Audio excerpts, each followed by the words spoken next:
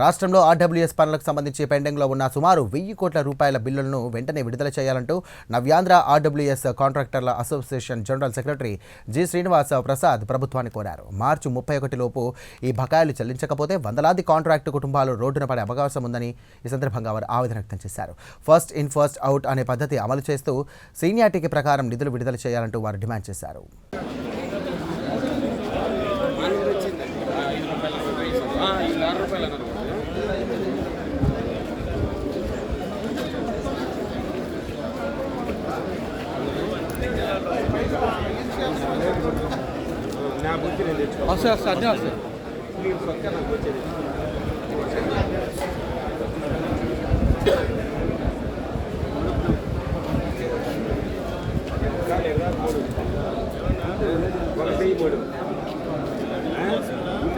Alternate పెట్టుకో location పెట్టేది మన లొకేషన్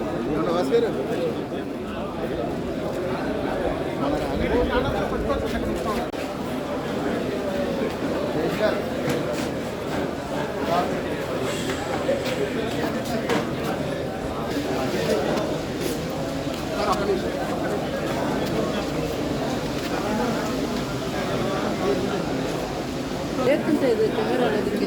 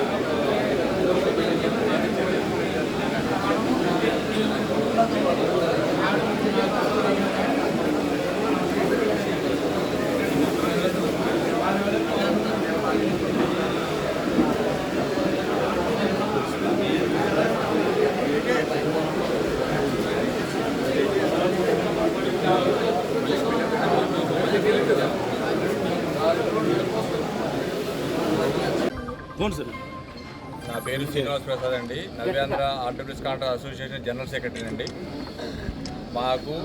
మా యొక్క ఆర్డబ్ల్యూఎస్ కాంట్రాక్ట్లో ఎంఎస్ఎంఈ సెక్టర్కి సంబంధించి 750 మంది ఉన్నామండి. గత 2 సంవత్సరాల నుంచి మా యొక్క బిల్స్ పెండింగ్ ఉన్నాయండి. ఇటీవల కాలంలో రమారమి 85 నుంచి 90% కార్పొరేట్ సంస్థలకు ఇచ్చి 10% మా ఎంఎస్ఎంఈ కాంట్రాక్ట్కి ఇవ్వడం జరిగిందండి. వారం రోజుల క్రితం కూడా 700 కోట్లు రిలీజ్ అవుతే దాంట్లో 600 కోట్లు కార్పొరేట్ సంస్థలకు ఇచ్చి మిగతా 85 కోట్లు మా చిన్న చిన్న కాంట్రాక్ట్కి ఇవ్వడం జరిగిందండి. మేము పనులు చేసి 2 సంవత్సరాల నుంచి ఎదురు చూస్తున్నాము. కానీ కార్పొరేట్ సంస్థలకి మొన్న లాస్ట్ వీక్ వరకు చేసిన పనికి మరియు భవిష్యత్తులో చేయబోయే పనికి అడ్వాన్స్ పేమెంట్ కూడా ఇచ్చారు.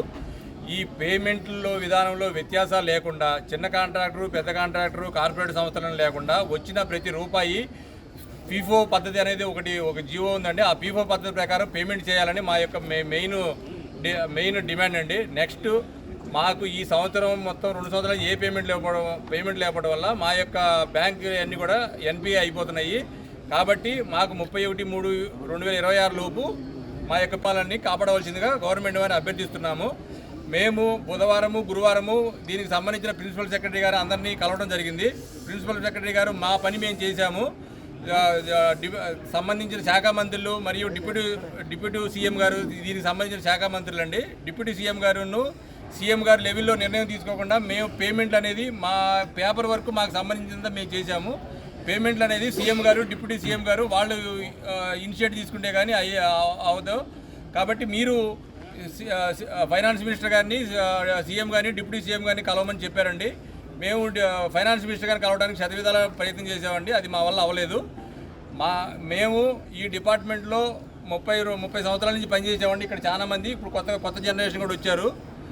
మా ప్రధానం ఏంటంటే ఒకవేళ గవర్నమెంట్ దగ్గర డబ్బులు లేనప్పుడు ఓకే ఇంతకాలం ఓపిక పట్టాము. డబ్బులు వచ్చిన తర్వాత కూడా కార్పొరేట్ సంస్థలకి పేమెంట్ ఇచ్చి మాకు పేమెంట్ ఇవ్వకుండా మమ్మల్ని ఇచ్చేయడం ఇది ఒకసారి కాదు, రెండోసారి కాదు, ఇది 4వ అండి.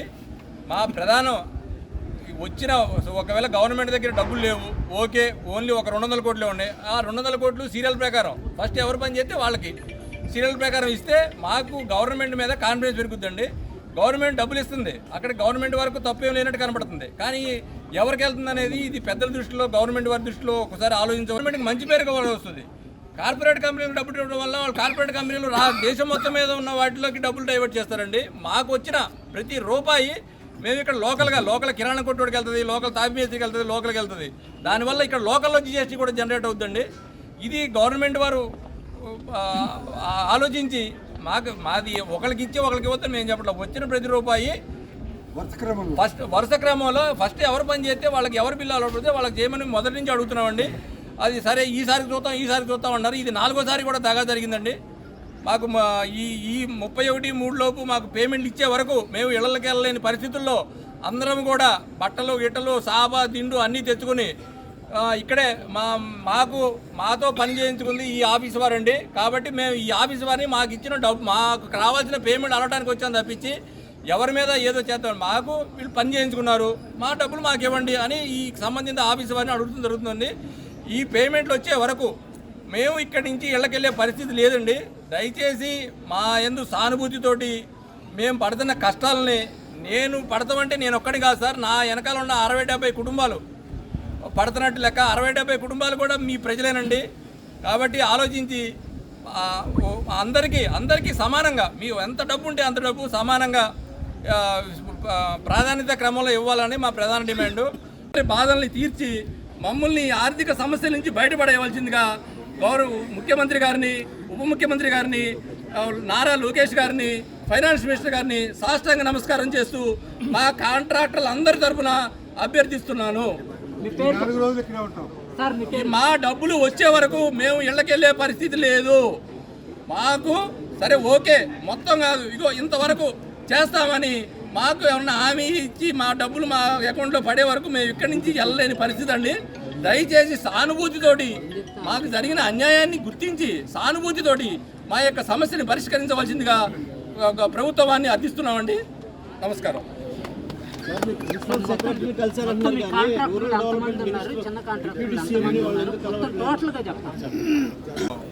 ప్రభుత్వం వారు 1600 కోట్లు బీఆర్ఓ ఇచ్చారండి 19వ తారీఖున.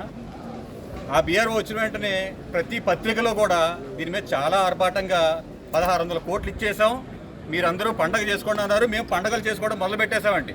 పొద్దులు వేసేసుకున్నాం, అప్పుల వాళ్ళు పిలిచేసాం. సప్లయర్స్ మాకు ఫోన్ చేసి ఏమండి మీ డబ్బులు వస్తారే, మా ఎప్పుడు ఇస్తారని అడిగారు. మేము అన్నీ సంసిద్ధం అయ్యాక శనివారం పూట 700 కోట్లే పడ్డాయి, 707 కోట్లే పడ్డాయి, మీ సోమవారం పడిపోతాయి అన్నారండి. ఓకే, ఏదో ఫైనాన్షియల్ ఇయర్ ఎండింగ్ తప్పదు, మేము అర్థం చేసుకుని కామ్గా ఉన్నాం.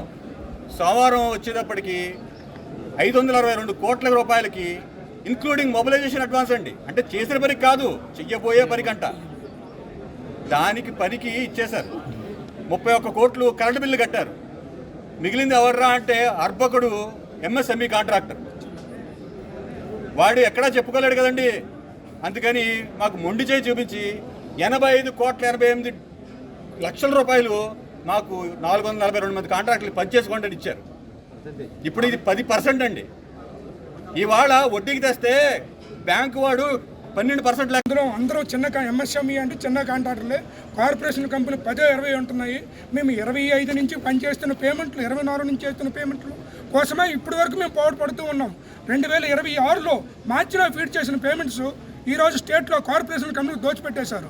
అది పెద్దలో తెలుస్తుందో లేదో పవన్ కళ్యాణ్ గారు మా శాఖ మినిస్టర్ గారు, ఆయనకి ఏ విషయం తెలుస్తుందో తెలియట్లేదో మాకు అర్థం కావట్లేదు. ఆయన దృష్టిలో తెలిస్తే మాత్రం ఈ విధంగా జరగనివ్వడానికి మేము అనుకుంటున్నాం. కానీ ఈ రోజుకి మాత్రం ఆయన దృష్టికి వెళ్ళిందని అనుకుంటున్నాం. వెళ్ళకపోతే మాత్రం ఇప్పటికైనా మీడియా సహోదరులు ఆయన దృష్టిలో పెట్టి చిన్న కాంట్రాక్టర్లు చాలా ఇబ్బంది పడుతున్నారు. స్టేట్ మొత్తం 28 జిల్లాల నుంచి సుమారు 550 మంది కాంట్రాక్టర్లు చేరుకున్నారు. ఈ సుమారుగా 2 రోజుల నుంచి బుధవారము లక్షవారము 2 రోజులు చేసి ఉన్నాం.